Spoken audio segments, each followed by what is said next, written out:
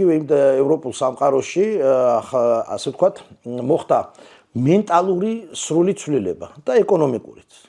ანუ რა უდევს საფუძვლად ახალ ეპოქას მსოფლიო ისტორიაში, ხო? აი ეს ორი ფაქტი, რომელიც ვახსენეთ, ორი მოვლენა, დავამატოთ თანამედროვე საბანკო საფინანსო სისტემის შემუშავება, საბანკო სისტემის, რომელიც იტალიიდან დაიწყო, იტალიის ქალაქ სახელმწიფოებიდან, ფლორენციიდან და მედიჩებიდან, დავამატოთ აგრეთვე რენესანსი და რენესანსი კი არის უზარმაზარი მოვლენა, რომლის წინარე წარმომადგენელი კი ვთქვით, რომ შოთა რუსთაველი ყავდა თქო და ანუ როცა ჩვენ შოთა ყავდა, შეგვიძლია თამამად ვთქვათ, რომ ვიყავით სრულიად ფეხაბმული იმ ასე ვთქვათ ცივილიზაციებთან, რომელზეც ყოველთვის მივილტოდით, მაგრამ აი ამ ჩიხში მოქცევის შემდეგ იქ რაც მოხდა, ის ჩვენ აღარ შეგვეხო.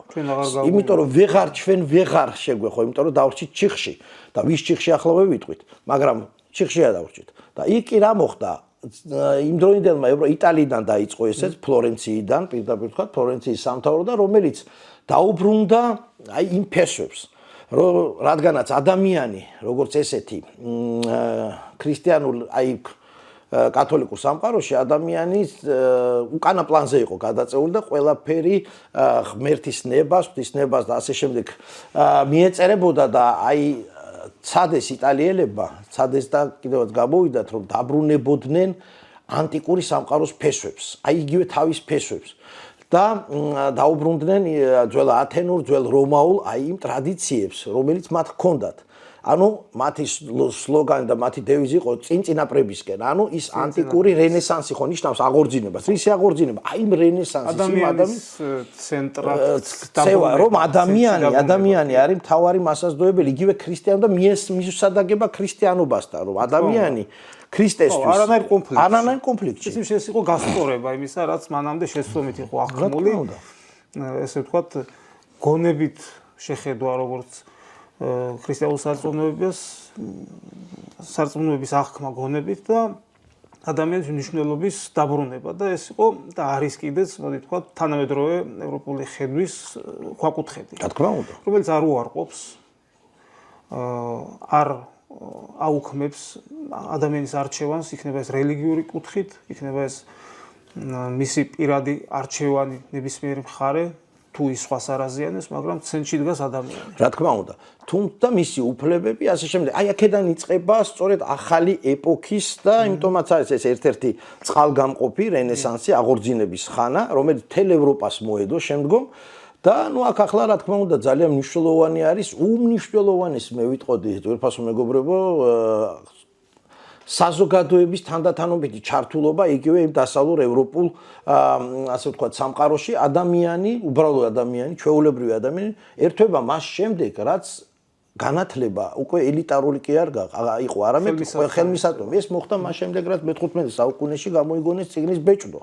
აი წიგნის ბეჭდვა, რომელიც გამოიგონა დიდმა გერმანელმა გამოგონებმა იოჰანეს გუტენბერგმა, საბეჭდი მოწყობილობა მე-15 საუკუნეში და აი ამან გამოიწვია, რომ წიგნის ბეჭდვამ წიგნი მივიდა ფართო მასებამდე. აქედან გამომდინარე განათლების დონე მაქსიმალურად დაიწია. ჩვენთან წიგნის ბეჭდვა მე-18 საუკუნემდე ჩვენი უკვე აი ამ უბედური პერიოდიდან გამომდინარე ჩვენთან ეს არ მოხდა და აქედან გამომდინარე აი აქ ჩამოვრჩით. ჩვენ ძალიან ჩამოვრჩით იმ სამყაროს და კიდევ ერთი რამ, რომელმაც ძალიან დიდი როლი ითამაშა შუა საუკუნეებიდან ახალ პერიოდზე გადასვლაში და განსაზღვრელი როლი. ყველა იმ ფაქტორთან ერთად, რომელიც ჩვენ ვახსენეთ, ეს იყო რეფორმაცია, პროტესტანტული რეფორმაცია. კათოლიკურ ეკლესიაში რომელმაც თანდათანობით მიიღო სრულიად მახინჯი ფორმა, მოდი პირდაპირ ვთქვათ, რომ ეს იყო გარეგნული ქრისტიანობა რა, ფაქტობრივად. გარეგნული, აი რაღაც კუთხით. აი ესე რომ ვთქვათ, რომ ეს გულმოდგინე ლოცვების შესრულება, გარეგნული ფუფუნებისკენ სწრაფვა, ტოლვა, ასე შემდეგ და უბრალო ადამიანმა მას შემდეგ რაც წიგნის კითხვა ისწავლა და ეს გაჩნდა. ვეღარ დააკავშირა თავისი თავი იმ ასე ვთქვათ რელიგიურ კულტის მსახურებთან, ელიტასთან, რომელიც მაშინ დისონანსი იგრძნო ძალიან დიდი ერთი მხრივ სახარებასთან, რომელსაც უკვე თვითონ ეცნობოდა და მეორე მხრივ იმ ადამიანებთან, რომლებიც ამას მათ ასწავლიდა და ხელმძღვანელობდნენ. აქედან გამომდინარე, იმ დროინდელი სამყაროში დაიწყო ისეთი მოძრაობა, რომელიც დაიწყო ასე ვთქვათ, თეოლოგმა, პროფესორმა მარტინ ლუთერმა, რომელიც იყო განათლებული ადამიანი, მიხვდა, რომ ეს ძალიან დიდი სხვაობაა, ინდულგენციებით ვაჭრობა, მოგეხსენება ეს ყოველად საოცარი, ასე ვთქვათ, ესე სრული ნონსენსი პრაქტიკულად, მაგრამ ეს რეალობა იყო მაშინ. და ამას როგორ უპირისპირდებოდა ახლა კათოლიკური სამყარო უპირისპირდებოდა ძალით უპირისპირდებოდა ინკვიზიციით, ასე რომ იქაც აი ეს პროცესები დიდი ტკივილით მიდიოდა. რა თქმა უნდა. ეს არ ყოფილა აი ხავერდოვნა და მას ძალიან დიდი წინააღმდეგობა ხდებოდა როგორც ეკლესიის, ასევე საერო ხელისუფლებების მხრიდან, იმიტომ რომ მაშინ ჯერ იქაც და ჩვენთან ეს მუშაობდა, იქ იყო ფეოდალიზმი, ჩვენებურად ბატონყმობა.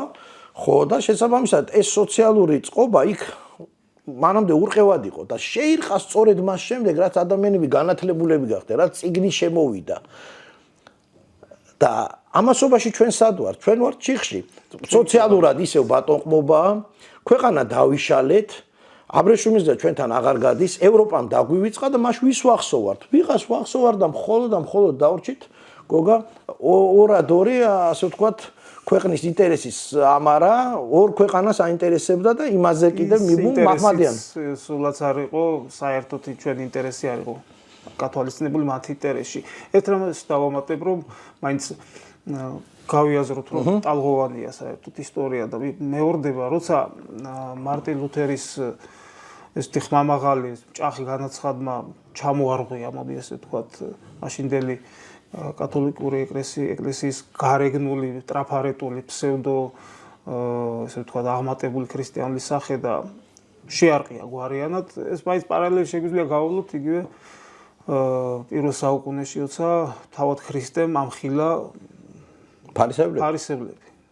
ეს პარალელები სულ მეორდება, დღევანდელ დღესაც კი აქტუალურია, უნდა აღვნიშნოთ ეს და დაბრუნდეთ იქ, რომ ის დიდი პაუზა რომელიც ჩვენ ვიდექით საუკუნეების განმავლობაში ერთგვარი კომფორტის გაგვიჩინა.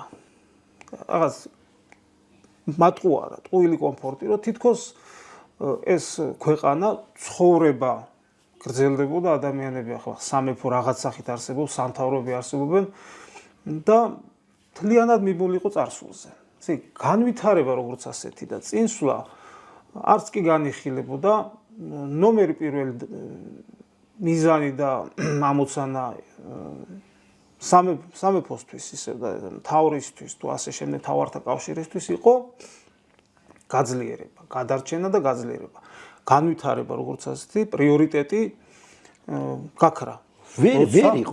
შეუძლებელი იყო, ვერც კი მიდიოდა აქამდე ჩვენი გონება თან მოდი ვთქვათ რომ თუ ამ პერიოდში ევროპაში უკვე ხედავთ ჩანასახს და წინაპირობას სამოქალაქო საზოგადოებებისა, რადგან იქ განათლებამ და წიგნის ბეჭდამ როგორც აღნიშნე გოჩა ეს გაშალა ცოდნა და ბევრისთვის ხელმისაწვდომი გახადა, აქ მსგავსი რამ არც მომხდარა. აქ იმდენად ვიწრო იყო წრე, როცა რამდენიმე ადამიანს ალბათ შეეძლო განვითარებაზე საუბარი, მის გარეთ ადამიანებს უბრალოდ არ ესმოდათ ცნება, განვითარება და წინსვლა და განათლების ცნება.